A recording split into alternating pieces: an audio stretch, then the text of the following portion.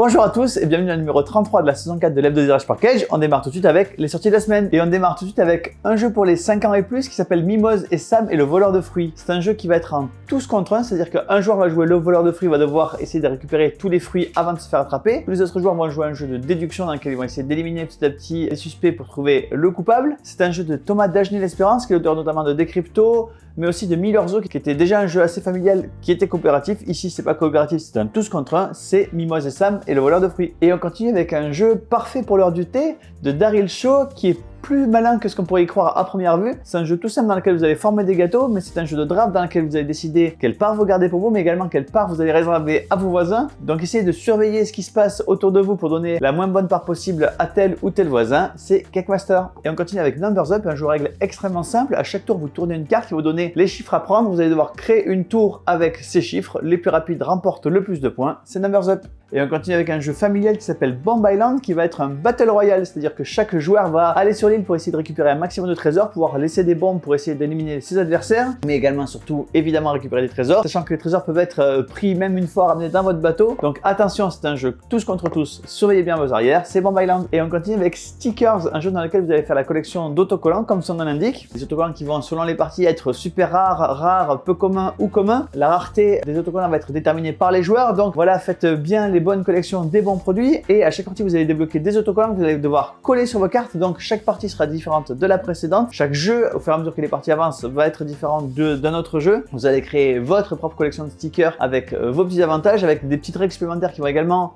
s'ajouter au fur et à mesure des parties, c'est Stickers. Et on continue avec Une Chochette Sachant Chercher. C'est un jeu de diction évidemment dans lequel vous allez avoir pas mal de phrases qu'on appelle en anglais des tongue twisters, donc des phrases à tourne-langue. Vous devez évidemment les prononcer le plus vite possible sans faire de faute. Évidemment, à chaque fois que quelqu'un se trompe, tout le monde rigole. C'est Une Chochette Sachant Chercher. Et on continue avec l'adaptation à un jeu de société de Tetris. Tetris, je ne vais pas vous présenter, j'imagine que tout le monde ici connaît ce jeu Tetris. L'adaptation à un jeu de société est assez proche de l'original. Vous allez mettre dans un tableau les différentes pièces qui vont descendre évidemment. À vous de remplir les objectifs qui vous sont donnés par des cartes. À vous de mettre également les bonnes pièces aux bons endroits, puisque sur votre réglette à vous, eh bien vous avez des petits dessins qui disent que si la pièce arrive à cet endroit-là, vous avez un bonus. C'est Tetris, le jeu de plateau. Et on continue avec Golden Solutions. Golden Solutions, c'est un jeu rejouable qui nous vient de chez Riviera Games, qui est plutôt habitué à faire des jeux d'enquête. Ici, non, mais c'est un jeu coopératif dans lequel vous allez devoir faire différentes missions avec vos cartes, avec un système de combinaison, un peu à la 50 missions ou à la The Crew. 12 missions différentes pour remplir la campagne, c'est Golden Solution. Rami Badi, vous connaissez peut-être, c'est l'auteur de Here to Slay,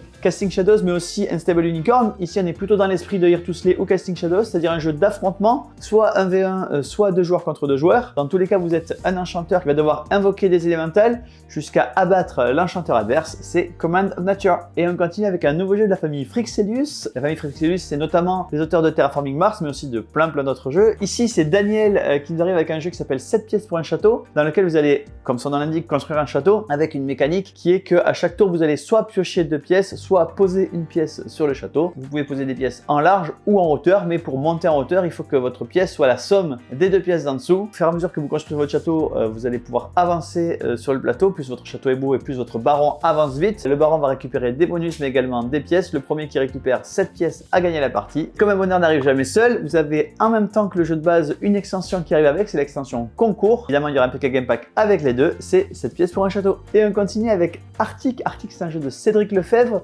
Cédric Lefebvre, c'est l'un des cerveaux derrière Ludonote, à qui on doit notamment Colt Express. Cédric Lefebvre lui-même est l'auteur de Colt Super Express, d'Offrande et de pas mal d'autres jeux. Ici, il est avec un jeu extrêmement simple, mais extrêmement malin, qui s'appelle Arctic, dans lequel à chaque tour, vous allez pouvoir poser des cartes animaux sur votre pile en fonction de la dernière carte animale que vous avez posée. Puis vous allez piocher des cartes et puis déplacer les animaux sur la banquise en essayant d'avancer le plus possible votre jeton totem sur cette banquise pour marquer des points. Donc voilà, les règles sont extrêmement simples, mais le jeu est extrêmement riche. C'est Arctic. Et on continue avec Symphonimo. Symphonimo, vous le voyez, c'est un jeu dans la collection de Vélonimo avec le même format, mais pas du tout les mêmes règles du jeu. Ici, vous allez devoir construire un orchestre, sachant que à chaque tour, vous allez pouvoir rajouter des cartes sur des chefs d'orchestre ou prendre un chef avec tous les musiciens qui vont avec, mais vous n'allez scorer que les cartes qui sont en 1 ou en 4, c'est-à-dire que vous allez scorer les solistes ou les quatuors, mais si vous avez plus de 4 cartes, vous ne scorez pas. Si vous avez entre 1 et 4, vous ne scorez pas non plus. Donc, un petit côté prise de risque, un petit côté draft, c'est Symphonimo. Et on continue avec Avant-Garde, qui est un jeu de collection et à la fois un jeu de deck building.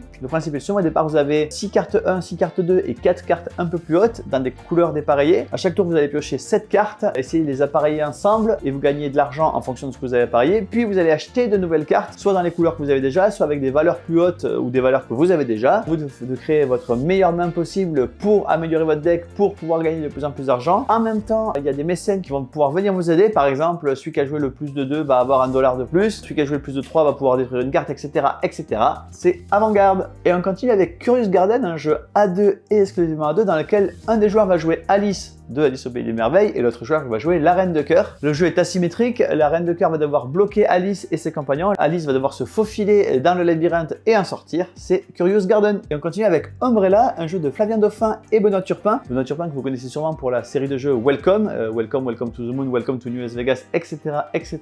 Ici, il arrive avec un jeu dans lequel vous allez faire danser des parapluies un peu à la manière de Singing in the Rain. Vous allez créer votre chorégraphie. Vous avez des objectifs de forme et de couleur. À vous, en faisant rentrer un parapluie dans le carré que vous avez déjà, de décaler vos parapluies pour former les formes et les couleurs données. Ceux qui vont circuler de gauche à droite vont partir vers votre voisin de droite et inversement du bas vers le haut, ça va partir vers le voisin d'en face. C'est Umbrella. Et on continue avec un premier jeu qui s'appelle Mycelia. Mycelia, ce n'est pas d'ailleurs le seul jeu qui porte ce nom-là, il y en a un autre, faites attention, ne confondez pas le deck building familial de Ravensburger avec ce jeu-là qui est un jeu un peu plus expert dans lequel vous allez jouer le rôle d'une famille de champignons qui va essayer de se propager et de conquérir son milieu. Un jeu qui représente d'ailleurs pas mal la réalité des champignons puisque vos champignons vont avoir plusieurs phases, une phase dans laquelle ils vont s'étendre via leur mycélium, une phase dans laquelle le champignon en lui-même va sortir, puis il va sporuler, donc il va émettre des spores pour conquérir encore davantage le milieu. Au plus vous conquérez votre milieu, au plus vous marquez des points. C'est Mycelia. Et on continue avec un jeu qui était très attendu qui s'appelle Plantanubo. C'est un jeu qui a 3 auteurs. Les 2 premiers sont Mike et Odd qui sont les auteurs de La Granja. Et le 3e est Uwe Rosenberg. Rosenberg, il a des tonnes et des tonnes de jeux à son actif et notamment Agricola, Le Havre et plein d'autres. Ensemble, ils arrivent donc avec un jeu plutôt positif sur le thème de l'environnement. On va dire que la grande catastrophe environnementale est passée.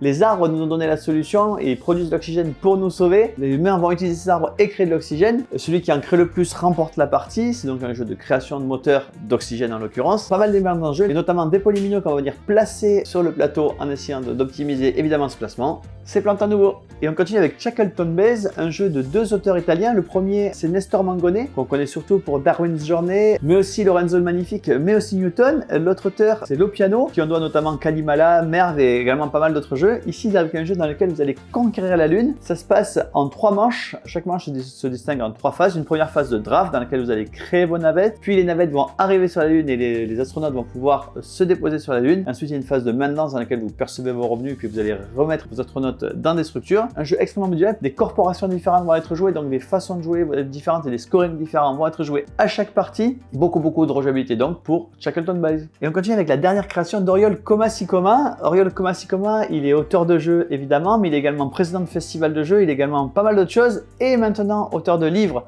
sur l'histoire du jeu de société. C'est Jouer en société, une histoire du jeu contemporain. Et on continue avec une nouvelle boîte de Triomino, cette fois-ci thématisée Pas de Patrouille. J'imagine que vos enfants connaissent tous et sont à fond sur la Pas de Patrouille. C'est le Triomino Pas de Patrouille. Et on continue avec la version famille de What Do You Meme.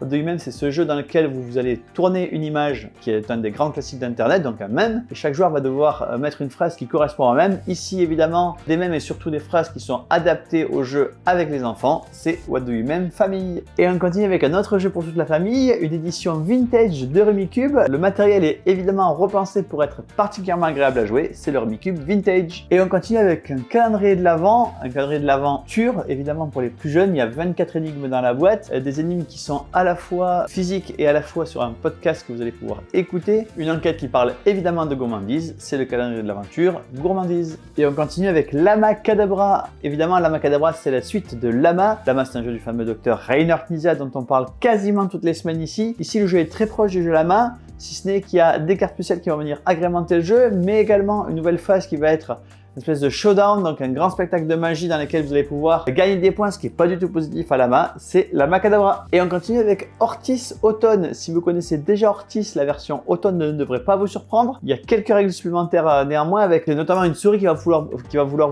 vous faire perdre des points, mais qui peut également vous en faire gagner si vous la jouez comme il faut. C'est toujours un jeu en solo et c'est toujours un casse-tête, c'est Ortis Automne. Et on continue avec Lysia de Forêt, la nouvelle extension pour Forêt Mix. Forêt Mix, c'est un jeu qui a eu un succès assez phénoménal cette année. C'est déjà la 2e extension extension qui arrive. Ici, l'extension va apporter évidemment de nouvelles cartes, mais aussi de nouvelles mécaniques, et notamment les arbustes qui sont donc des petits arbres qui vont venir scorer les points de façon un peu différente.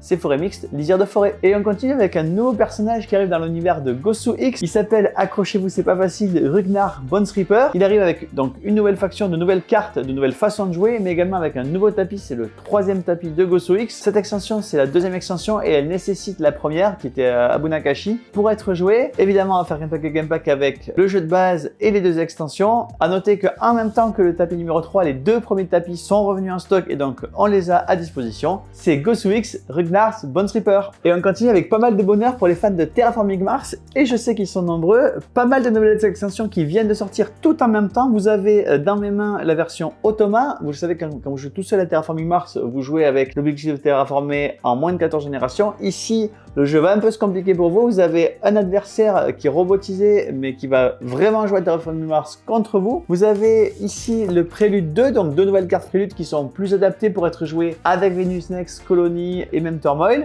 Vous avez 4 nouvelles cartes qui se présentent sous la forme de 2 paquets différents.